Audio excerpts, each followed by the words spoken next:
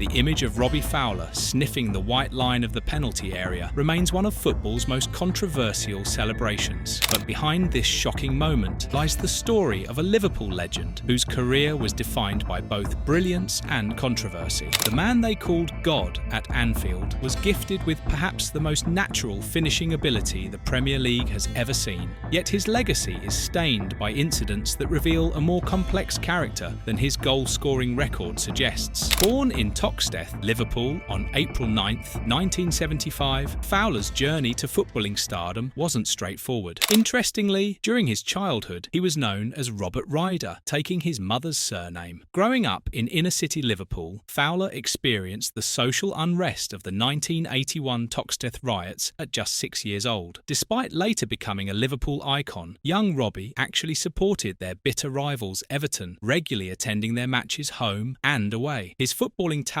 was evident from an early age. While playing for his schoolboy team, Thorvald, he once scored an astonishing 16 goals in a single 26-0 victory. This remarkable eye for goal caught the attention of Liverpool scout Jim Aspinall, who spotted him playing for his school's under-14 team. This discovery led to Fowler joining Liverpool's youth setup in 1991 at 16. Fowler signed his first professional contract with Liverpool in April 1992, and his journey to becoming God began properly during the 1993-94 season. His debut came on September 22, 1993, in a League Cup match against Fulham, where he marked the occasion with a goal in a 3-1 win. But it was the second leg that truly announced his arrival. Fowler scored all 5 goals in a 5-0 victory, a feat achieved by only a handful of players in Liverpool's illustrious history. His impact in the Premier League was equally swift. In only his 5th top-flight appearance, he registered his first Premier League hat-trick against Southampton. By the end of his first 15 games for the club, Fowler had already scored an incredible 13 goals. The 1994-95 season further cemented his growing reputation when, on August 28, 1994, he etched his name into Premier League record books by scoring the fastest hat-trick in the league's history, taking just 4 minutes and 33 seconds against Arsenal at Anfield. His exceptional performances earned him the PFA Young Player of the Year award, which he retained the following year, becoming only the second player to win this honour in consecutive seasons. Fowler was Liverpool's leading scorer in the 1994-95 campaign, with 25 league goals and 31 in all competitions. He played in every single one of Liverpool's matches that season, forming a formidable partnership with Stan Collymore. By 1997, Fowler had already scored over 100 goals for Liverpool. During the treble-winning 2001 season, he captained the team in the League Cup final, scoring a crucial goal and lifting the trophy. By the time of his first departure from Liverpool in 2001, he had scored 183 goals in 369 appearances, cementing his place as one of the club's greatest ever forwards. But beneath this glittering success lay a darker side to Fowler's career, one marked by controversy and disciplinary issues that would ultimately tarnish his legacy. One of the most infamous moments came on April 3,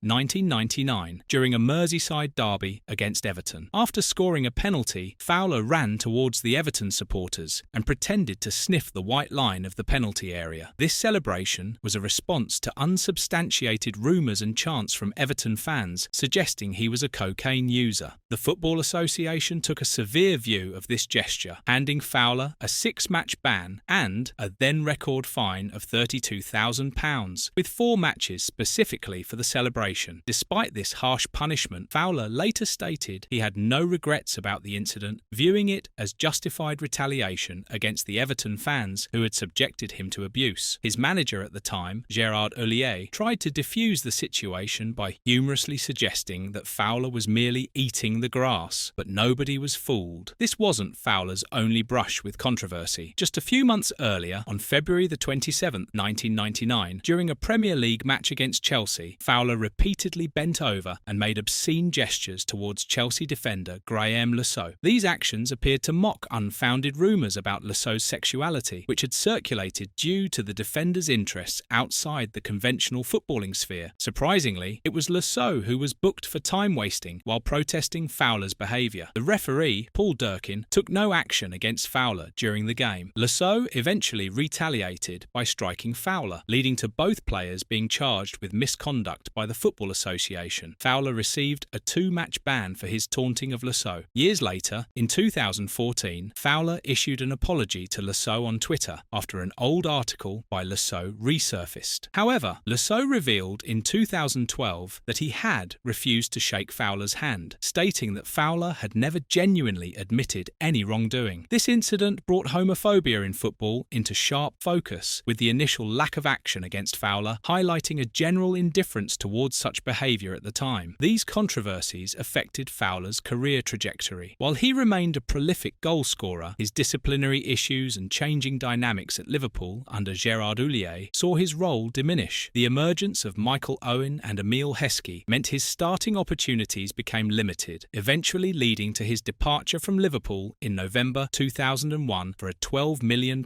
move to Leeds United. Fowler's career after Liverpool saw him maintain his goal-scoring abilities, but never quite reach the heights of his early years at Anfield. At Leeds, he scored 14 goals in 30 league appearances before moving to Manchester City in January 2003, where he netted 21 goals in 80 league appearances over 3 years. In a move that delighted Liverpool fans, Fowler returned to Anfield in January 2006 for a second spell. While shorter and less prolific than his first, he still contributed 8 goals in 30 league appearances. Following his second Liverpool stint, he had brief spells at Cardiff City and Blackburn Rovers before playing in Australia and Thailand towards the end of his playing career. Fowler's international career with England was similarly underwhelming compared to his club prowess. Despite his remarkable goal-scoring record at club level, he earned only 26 caps for England, scoring 7 goals. He was part of the England squads for Euro 1996, Euro 2000 and the 2002 World Cup, but was often considered a third-choice striker, facing significant competition for places in the national team. After retiring from playing, Fowler moved into management, with his first role coming as player manager at Thai club Muang Thong United in 2011. He guided them to a third-place finish in the Thai Premier League and to the final of the Thai FA Cup. In 2019, he took over as head coach of Australian A-League club Brisbane Roar, making a positive impact and winning the league's Coach of the Month award for both January and February 2020. However, he resigned in June 2020 due to the COVID-19 pandemic suspension, wishing to be closer to his family. His next managerial job came in October 2020 when he was appointed head coach of Indian Super League side East Bengal. His time in India was marked by poor results, with the team finishing 9th and securing just 3 wins from 20 matches. More troublingly, his spell was also marred by disciplinary issues. Fowler received a 4-match suspension and a fine for making insulting remarks against Indian referees, and was show-caused on another occasion for allegedly using abusive language towards opposition players. These incidents echoed the controversies of his playing days, suggesting a pattern of behaviour that followed Fowler throughout his career. After East Bengal, he served as a youth coach at Oxford United from 2021 to 2023. In June 2023, he was appointed manager of Saudi First Division League side Al Qadsiya, but left after just 8 games, despite an impressive record of 6 wins and no defeats. Not all aspects of Fowler's career were marked by controversy. He did show moments of sportsmanship, most notably during a match against Arsenal. When awarded a penalty after appearing to be fouled by the goalkeeper, Fowler immediately protested to the referee, admitting he had dived. Despite his protestations, the penalty stood, and Fowler took the spot kick himself, only to miss, although his teammate McAteer scored from the rebound. This act of honesty earned him praise from FIFA's General Secretary Sepp Blatter. Similarly, in March 1997, Fowler displayed his social conscience by revealing a T-shirt supporting striking Liverpool Dockers during a UEFA Cup match against SK Brann. While this earned him a £900 fine from UEFA and criticism from his manager Roy Evans, it demonstrated Fowler's strong connection to his local community. These glimpses of integrity, however, stand in stark contrast to the more problematic aspects of his behaviour that have somewhat overshadowed his footballing brilliance. His record of 183 goals in 369 appearances for Liverpool firmly places him among the club's all-time greats, and even years after his retirement, he remains a beloved figure at Anfield. Yet Yet the question remains, how much greater could Fowler's legacy have been without the controversies? His natural instincts in front of goal made him a formidable force in the Premier League, earning him legendary status and the affectionate nickname God. But his career is a tragic reminder of how talent alone isn't always enough to cement an untarnished legacy in football. The man who once celebrated by sniffing the white line ended up with a career defined by both magical moments on the pitch and regrettable incidents off it. For Liverpool fans, he remains God, but for the wider football world, Robbie Fowler represents a complicated, flawed genius whose controversies too often overshadowed his remarkable abilities. Was Robbie Fowler's career a triumph or a tragedy? Perhaps it was both, a cautionary tale of how even the most naturally gifted players can be remembered as much for their mistakes as for their magic. The boy from Toxteth, who became Liverpool's God, left behind a legacy as complex and contradictory as the man himself.